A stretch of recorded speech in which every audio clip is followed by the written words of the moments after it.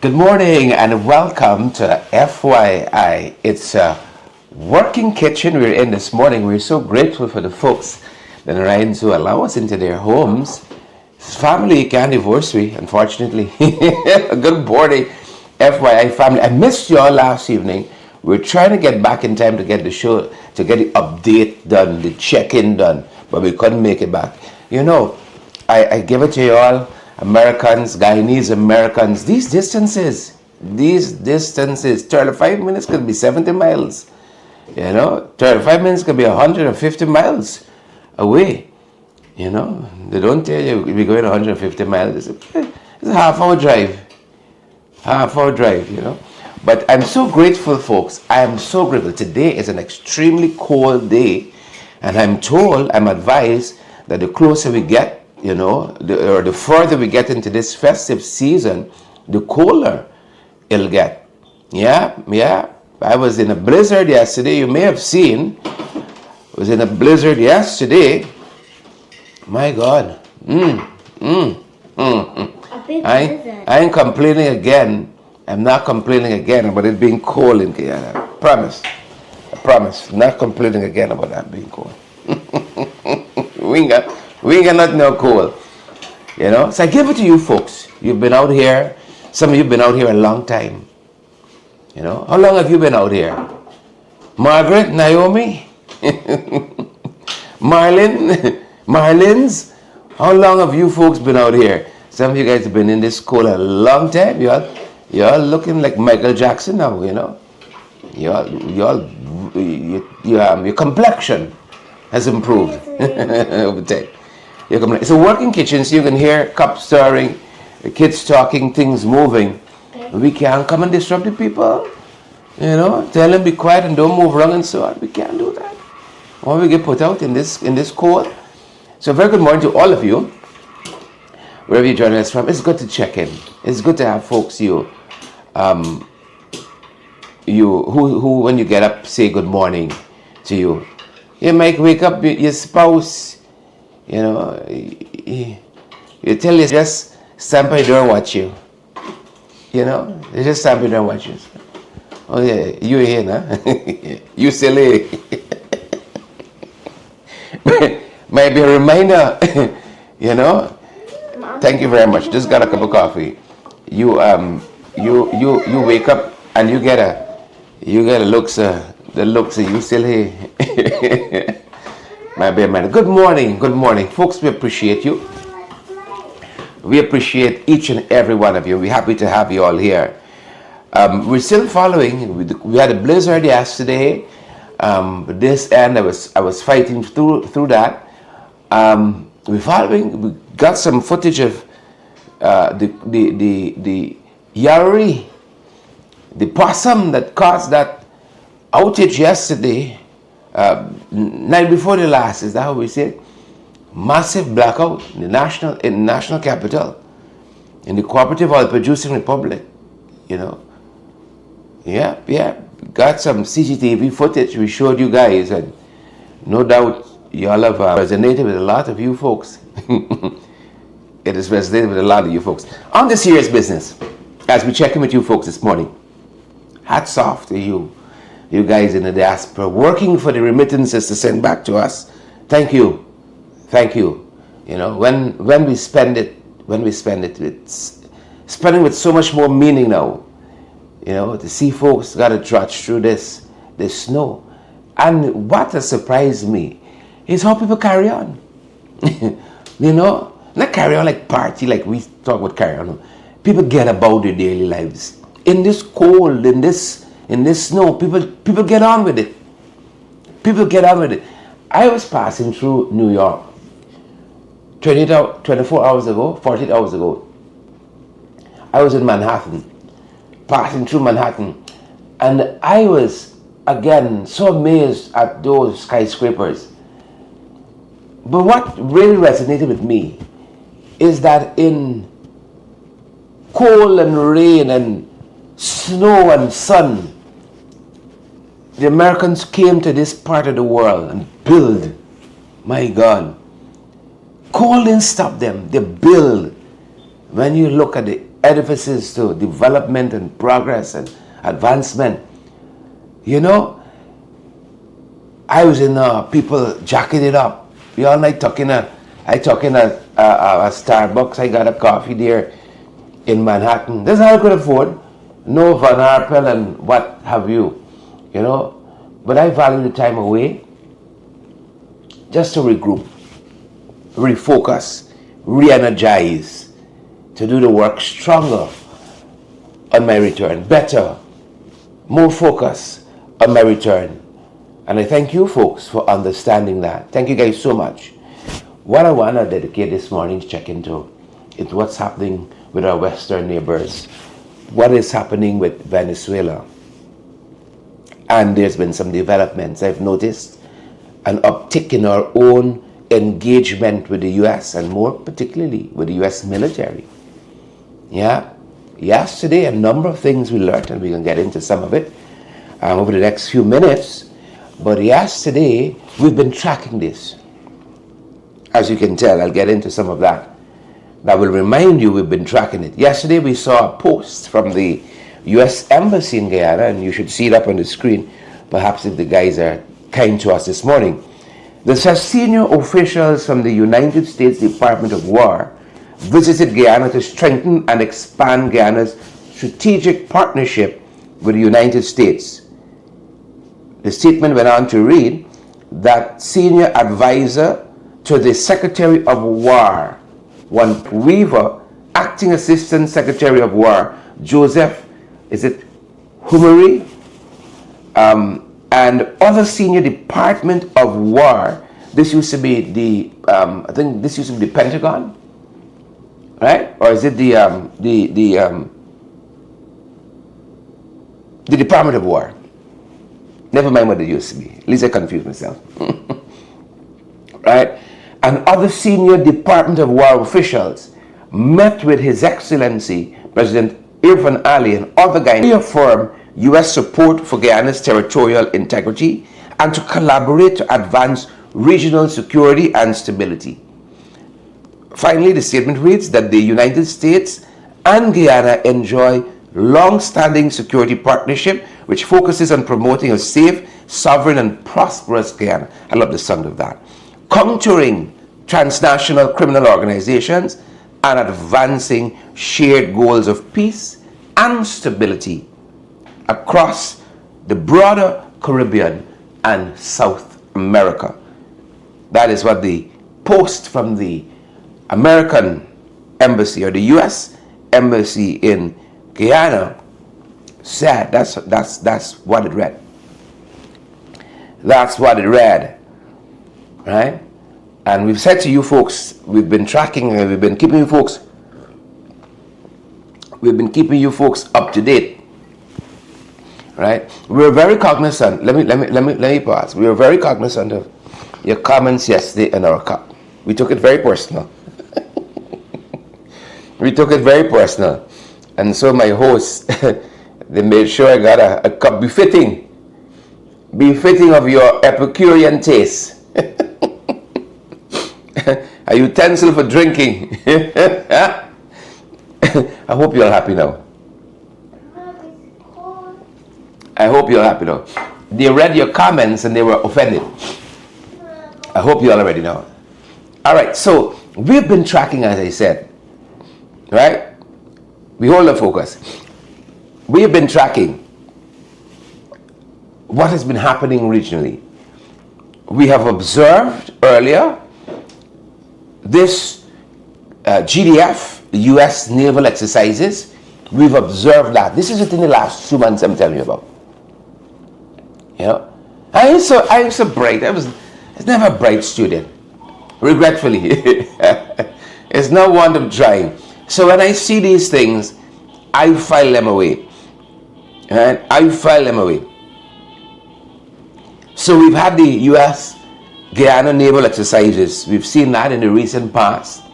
We've seen also Guyana-Colombia Naval Cooperation as well. I want to flag that too. We've seen that. The Guyana-Colombia Naval Cooperation. And then we've seen also some very quiet coordination with Brazil as well, that other neighbor that we have. And then we saw just the day before yesterday, this statement of intent that was signed, and we alerted you to that. This statement of intent that was signed. And then we've been tracking the US aircraft carrier movement in the Caribbean as well. Right? We've been tracking that. And so the folks who, this is no longer episodic, these engagements we've been seeing, or are they just symbolic? But what we're seeing is a structured upgrade in Guyana-US military integration. Now, all of this is being done. All of this is being had against the backdrop of the growing tensions with Venezuela, US-Venezuela tensions, and our own historic tensions with Venezuela, given the claim to half of our country, the Essequibo. So this must be viewed against that backdrop. And now in this statement, yesterday out of the US Embassy, senior officials from the Department of War, the acting Secretary of War for the Western Hemisphere Affairs, this reaffirmed U.S. support for Guyana's territorial integrity. The expand, these are phrases from the statement: expand joint military cooperation, advance regional security and stability, countering transnational criminal organizations. And we're being advised that this is not just language of routine cooperation. This is the language of strategic alignment. Right? And even though our authorities have not been keeping us up to speed, I want to give you a sense and a signal in that something might be about to happen with our neighbors to the west that has implications for our country. And that is why it's a little bit befuddling, disappointing that our authorities have not been keeping us up to pace. We already have 100,000 plus Venezuelans with us. 100,000 plus. Could you imagine another 400,000 or 500,000 if tensions escalate to that level? So we're told that this is not just language of routine cooperation. This is the language of strategic alignment. That's what we're seeing here, right? Strategic alignment. And it comes in the middle, as I said, of this US-Venezuela tension, the US naval deployment in the Caribbean, and our own historic heightened border alertness, especially now, because remember, we are coming off that period of the referendum that Venezuela had on the Essequibo, illegal, null and void. Let's put it there one time. And all the other antics, we've had the Argyle Declaration and this and that, and never bore fruit. Never bore fruit.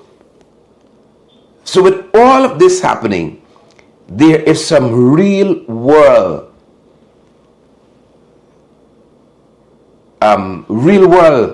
implications here. Some real world implications here. Some real world implications. So the talk has been, the US is framing in these statements we've seen, in these actions we have seen, these engagements that we've seen, the US is framing Guyana as a regional partner, not just a bilateral friend, right? Framing Guyana as a platform in its Western Hemisphere defense strategy. Real world consequences, right? And then there's a note in a broader geopolitical confrontation. Here is where we are. Here is where we are. I love the Americans, like I said. I love the Americans. I admire the Americans. I admire the Americans.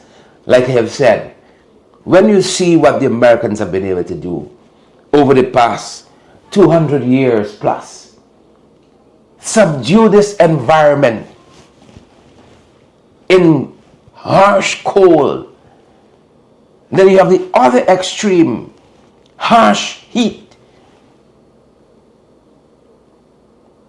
And done what they have done. It's worthy of admiration. It is worthy of admiration. But my concern as a citizen is the fact that there are severe risks. And it's not with the Americans. It is with our authorities not keeping us in step. That is my contention. Right? And the responsibilities that goes beyond our borders. Right? We have not seen all the terms of these engagements and agreements. We have not seen all the obligations of these engagements, these agreements. We have not seen all the commitments. We have not seen the costs. And we have not seen the constraints. And like I said recently when we checked in, there is nothing. There is no inhibition. There is no impediment to the National Assembly not meeting, from this nation being briefed. I think a considerate and caring government would not be sidetracking us at such a critical time when we see such a build-up in the Caribbean. These are front burner issues in Barbados, in Trinidad, in Jamaica. Silence at home where it really matters. These aren't light issues. Right? Illegal license aren't simple matters. But I think this trumps it. Tint permit. There are issues that we have to contend with. But at a time like this, when last have you heard from the Minister of Foreign Affairs? When last have you heard from the Minister of Foreign Affairs on any of these issues? We have to be getting our information from our American counterparts first. When last? When last? But what I want to point out in the few remaining minutes that we have as we check in with each other this morning, right, is that there is some broader governance issues here. There's some broader governance issues, especially security governance issues, right? But governance broadly. Yeah. Look at Bladen Hall. Thanks again to our activist Robin Simon, who highlighted this issue for us. This governance failure at a human level at Bladen Hall. Governance failure, no consultation with those residents, no safeguards, no plan. Think about that, right? Look at GPL and the power infrastructure failure. Look at GPL. I've been following. I saw reports that suggest the country was in darkness. Right. The country was in darkness, yet two significant failures back to back. We got an oil producing republic, $1 trillion economy. Every year, in a month's time, another biggest budget ever, another $1 trillion budget, but we can't sustain basic power reliability. So you got failure in the power infrastructure, failure in the housing sector and infrastructure, right?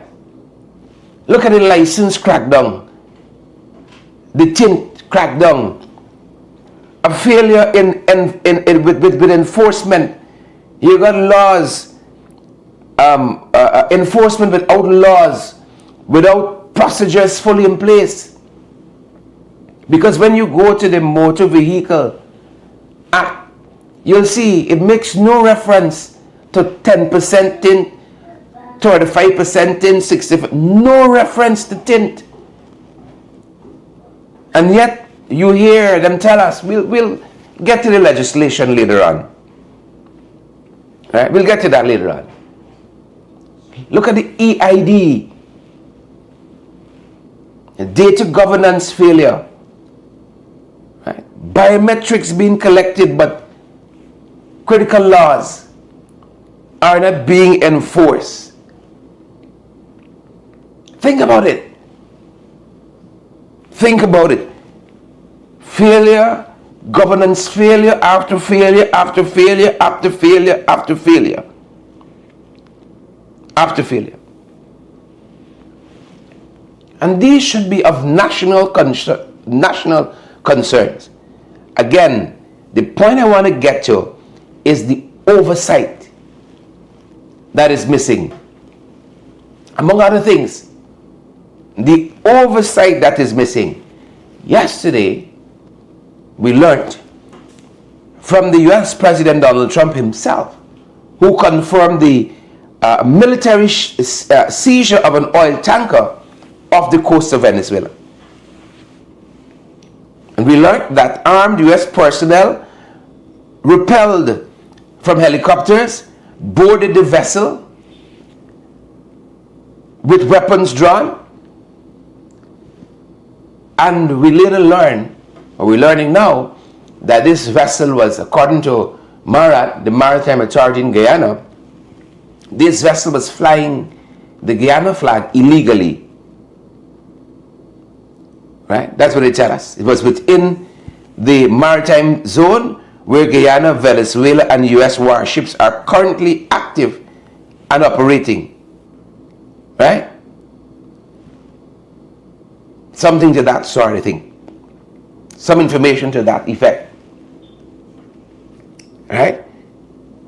So here's where we are in this high intensity military theater that has high stakes implications for our country. But what do we know? How are we briefed? How are we kept appraised? How are we kept appraised? Right. In the same 24 hours, we had this statement of intent. We saw this statement out of the American embassy, and then we have the US executing this military operation off the coast of Venezuela.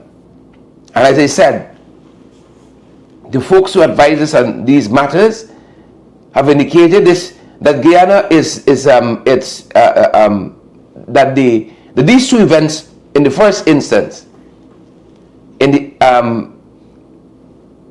two events are linked in the eyes of the Caribbean, and especially Caracas. These events are linked, and that Guyana is no longer a bystander in the regional security dynamics. That is what all of this tells us, according to the folks who advise us on these sensitive matters, that Guyana is now formally aligned with the US military architecture at the exact moment that the US escalates force against Venezuela. And as I said, the US will do what the US will do. And the US administration will be held accountable by its people, its Congress. But what about the non-information? Huh? What about the no information that we are not receiving, or the information we are not receiving at our end? So the implications are clear, right? The implications are clear. The implications are clear. All of this is telling us, right? We're told that Venezuela, for its part, will interpret this, our advanced engagement with the Americans, as through the lens of the Essequibo dispute, right? That these actions are taking place amid Venezuela domestic rhetoric, illegal claim to our Essequibo. They're taking place amid heightened military posturing, and again with US military warships already in Caribbean waters, right? And that we're advised that Caracas will view US-Guyana agreement as Guyana enabling US military pressure on Venezuela. And we're advised that regardless of Guyana's intention, this is how the messaging will land. This increased diplomatic and border tensions dramatically. Right? I want to be clear. Our American partners will do what the American partners will do in their interests. And our role is to hold government accountable. Hold our government accountable. That is our role. That is our role. Right? So questions will be asked. Obviously, what operational commitments did Guyana assume? What intelligence access is now in place? What coordination responsibility will the GDF have?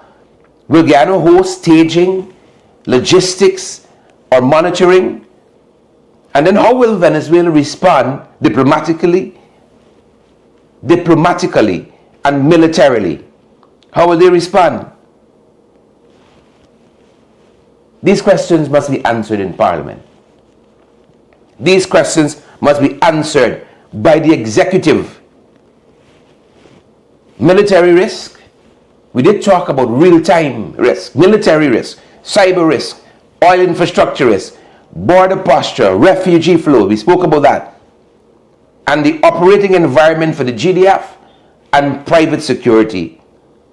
All of that is on the table. And our government is relatively silent. National security cannot be run by press releases. That is not accountability. Parliament must see the terms of the Guyana-US Defense Agreement. And like I said, there is no impediment to Parliament not meeting. For the government, the Minister of Foreign Affairs, to lay out what is happening. And I dare say, without fear of successful contradiction, Guyana must defend its borders. Guyana must defend its borders. Guyana must defend its borders. And we welcome strategic partners like the US in doing so. But secrecy in defense partnerships creates risk and not safety. And that is why the National Assembly in this country should be appraised. Right? With the US actions now taking place off the coast of Venezuela, Guyana's role in the region must be discussed openly. And the country must know what obligations the government has agreed to under this new statement of intent. And Parliament, not just State House, must be part of the decision making. Parliament, let that underscore all we've said this morning as we wrap up. Parliament, Parliament, Parliament must be part of the decision making, and not just state. Parliament. We had an election. Elections have consequences. Parliament. The 13th Parliament. Not just State House. Let's end on that note this morning for our check-in. Let us end on that note. Thank you for joining us, each and every one of you. Each and every one of you. Folks, I want to let you know, I'm considering for the couple days I got here, we alternate. So we do one morning check-in and we do one evening. So if we do a morning check-in, we skip the evening and then we do evening tomorrow. That's a consideration. So like how we have our morning check-in here. Tomorrow morning we skip and we do the evening check-in. Is that a fair trade? Is that a fair trade? Good morning to all of you. Thanks for joining our broadcast. Let us leave it there. That's going to do it for us today, said. From the US of A, folks, thanks for joining the FYI Check-In for this morning. Today is the 11th day of December. My God, 20 days left in the month. And then it's a new year, 2026. We're resting, recuperating, reading, thinking, finding a lot of quietude and getting in touch on the inside. One of the former UN Secretary Generals, way back when, Dag, his last name always trips me up. He says, first name D-A-G, Dag, and surname starts with H. It always trips me up. I don't even want to try this morning. He says the longest journey is a journey inwards. That stuck with me. I read some of his selected speeches many years ago. Lovely quotes I drew from them. The longest journey is the journey inwards. Right? Shakespeare says, to thine own self be true. But I like what the Word of God tells us. What a good book. The Bible has been instructive in my life for a long time. Truth on the inward parts. Truth. Same thing, I think, in all three instances. Dag and Shakespeare and the greatest of all books, to my mind, the Bible. Truth. He desires and requires truth. I need time to refresh, refire, to think, to read, to plan. 2026 beckons, folks. We gotta come stronger. We gotta come stronger. You see? Look what's happening on our borders. The Caribbean Sea. We gotta stay sharp. We gotta stay focused. Right? We gotta stay alert. That's our time. That's our broadcast. Stay safe.